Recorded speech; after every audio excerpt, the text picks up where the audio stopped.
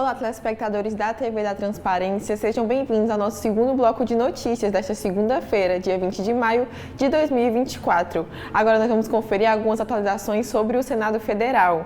O Senado realiza sessão deliberativa nesta terça-feira, dia 21, para analisar, entre outros itens, o projeto de lei 6.233 de 2023, que uniformiza a aplicação de juros e correção monetária nos contratos de dívida sem taxa convencionada, em ações por perdas e danos e em débitos trabalhistas.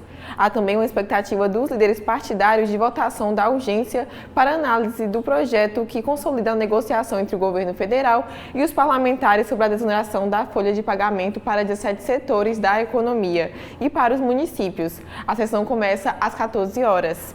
O PL 6.233 de 2023, de autoria do Executivo, já foi aprovado na Câmara dos Deputados e na Comissão de Assuntos Econômicos do Senado Federal, em forma do substitutivo apresentado pelo senador Rogério Carvalho, do PT de Sergipe. A matéria tramita em regime de urgência junto com o PL 1086 de 2022, do senador Rodrigo Pacheco, presidente do Senado. O substitutivo unificou dispositivos das duas propostas. A proposta altera o Código Civil para estabelecer que, quando o contrato não previr o índice de atualização monetária, nem houver lei especificando, será usada a variação do Índice Nacional de Preços ao Consumidor Amplo, o IPCA, ou outro índice que vier a substituí-lo. O IPCA é calculado pelo Instituto Brasileiro de Geografia e Estatística, o IBGE, para medir a variação da inflação em dado período de tempo.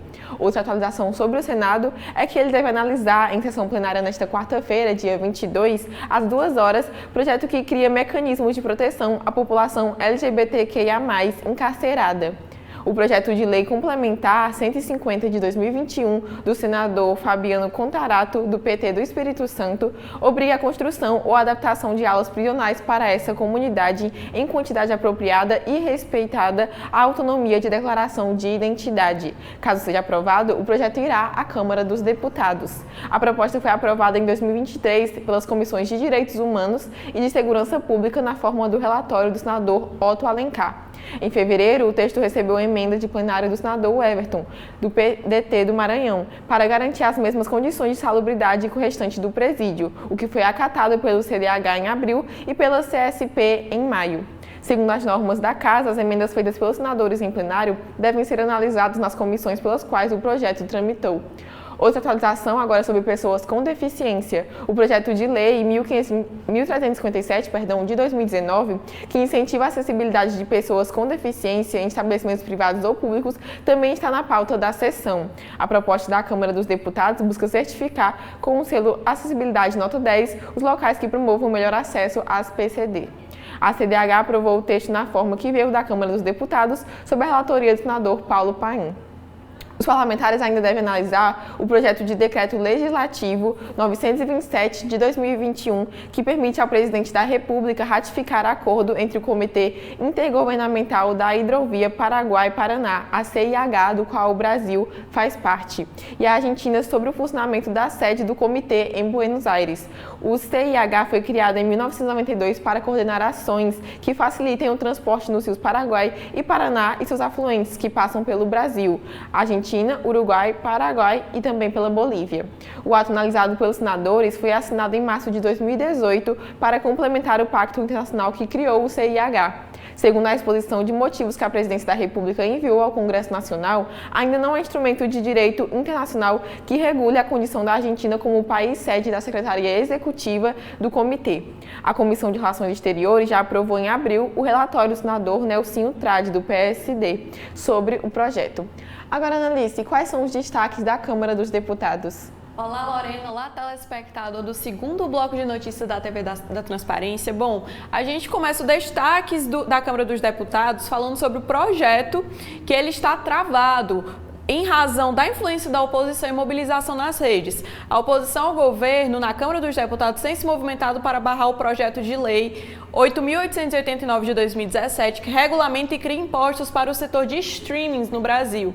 O texto chegou a entrar na pauta do plenário na semana passada, mas não foi votado por falta de acordo diante de críticas feitas por deputados nas redes sociais. O grupo de parlamentares alega que o texto representa censura às Big Techs e a produção de conteúdos nas redes sociais. A narrativa é semelhante à utilizada pela oposição ao longo da tramitação do PL 2630, o chamado PL das fake news. O PL dos streamings foi protocolado por Paulo Teixeira, deputado do PT de São Paulo, atual ministro da Agricultura, em 2017. O texto cria normas para o provimento de conteúdo audiovisual por demanda, que significa oferta de conteúdo para aquisição por meio de download ou por acesso direto via streaming. Outro destaque é que amanhã, dia 21 de maio, investigadores e advogados de alvos da Operação Lava Jato foram convidados para ir à Câmara dos Deputados com o objetivo de debater cara a cara os 10 anos da realização da operação que impactou fortemente os meios políticos e empresariais no país. A Comissão de Fiscalização Financeira e Controle vai realizar audiência para debater o legado da Lava Jato, a fim de fazer um balanço sobre os desdobramentos dos impactos na luta contra a corrupção no país. A reunião deve marcar a ida do ex-deputado Deltan Dallagnol, do Novo do Paraná, à Câmara, agora sem mandato, já que ele foi cassado pela Justiça Eleitoral no ano passado. O Deltan confirmou que estará presente. Como procurador da República pelo Paraná, ele foi chefe da Força-Tarefa da Lava Jato. A ideia foi proposta pelos deputados Adriano Ventura, do Partido Novo de São Paulo, e Kim Kataguiri, da União Brasil, também de São Paulo. A deputada Ventura ela destaca: a Operação Lava Jato, iniciada em 2014, representa um marco significativo na história jurídica e política no Brasil, trazendo à tona complexas redes de corrupção que envolviam diversas esferas do poder público e setores empresariais. Suas investigações conduziram a uma série de processos judiciais, condenações e a recuperação de valores expressivos para os cofres públicos, destacando-se como um dos esforços mais abrangentes de combate à corrupção no país. São esses os destaques da Câmara dos Deputados. O que temos no STF, Lorena? Bom, no Supremo Tribunal Federal, o ministro Alexandre de Moraes suspendeu uma resolução do Conselho Federal de Medicina de uma técnica que proíbe a utilização de uma técnica clínica, a assistolia fetal, para a interrupção de gestações acima de 22 semanas decorrentes do estupro. A decisão liminar foi concedida na arguição de descumprimento de preceito fundamental, a DPF 1141, e será submetida a referendo do plenário na sessão virtual que começará no próximo dia 31 de maio. Na avaliação do ministro, há na hipótese indícios de abuso do poder regulamentar por parte do Conselho Federal de Medicina ao limitar a realização de procedimento médico reconhecido e recomendado pela Organização Mundial da Saúde e previsto em lei. A assistolia fetal consiste em técnica que utiliza medicações para interromper os batimentos cardíacos do feto antes de sua retirada do útero. Para o Partido Socialismo e Liberdade, o PSOL, autor da ação, a proibição do uso da técnica restringiria a liberdade científica e o livre exercício profissional dos médicos, além de, na prática, submeter meninas e mulheres à manutenção de gestação compulsória ou à utilização de técnicas inseguras para o aborto. Ao considerar liminar, o ministro Alexandre de Moraes afirmou que, aparentemente, o Conselho ultrapassou sua competência regulamentar, impondo tanto à profissional de medicina quanto à gestante vítima de um estupro uma restrição de direitos não prevista em lei, capaz de criar embaraços concretos e significativamente preocupantes para a saúde das mulheres. No caso de gravidez resultante de estupro, explicou o ministro, além do consentimento da vítima e da realização do procedimento por médico, a legislação brasileira não estabelece expressamente quaisquer limitações circunstanciais, procedimentais, ou temporais para a realização do chamado aborto legal.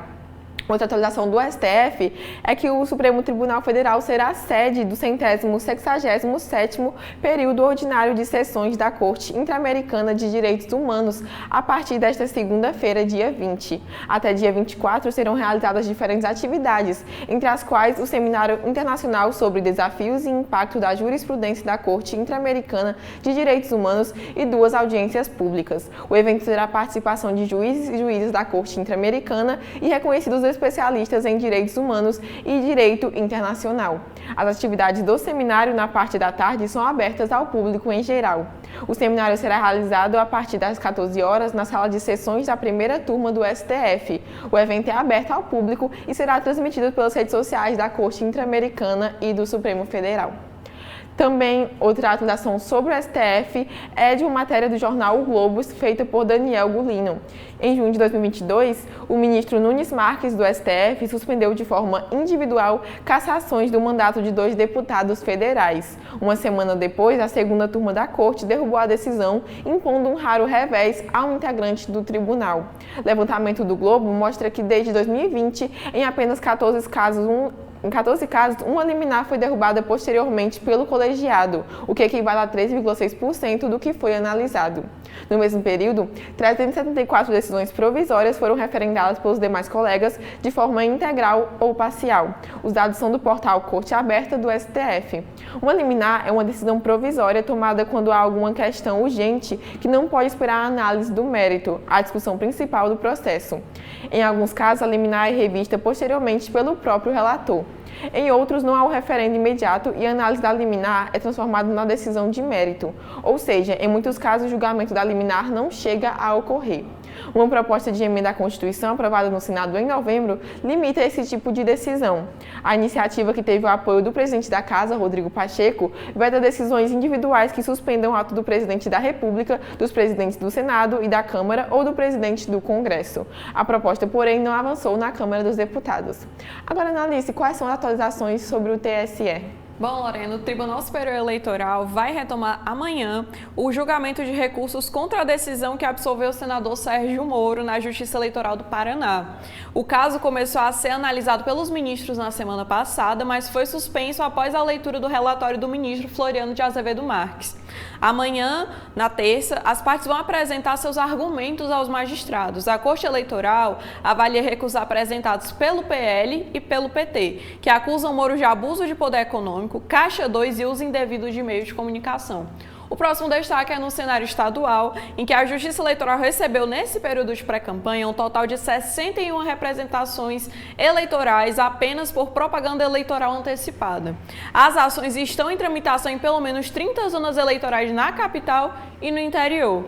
O elevado número de ações acima da normalidade, de acordo com fontes da própria Justiça Eleitoral cearense, revela um ambiente de antecipação das disputas eleitorais e do evidente cometimento de atos ilegais por gestores, pré-candidatos e opositores, o que está a exigir um trabalho detalhado das autoridades para evitar o desequilíbrio das condições de disputas e até o uso de verbas e estruturas públicas para promover pré-candidatos.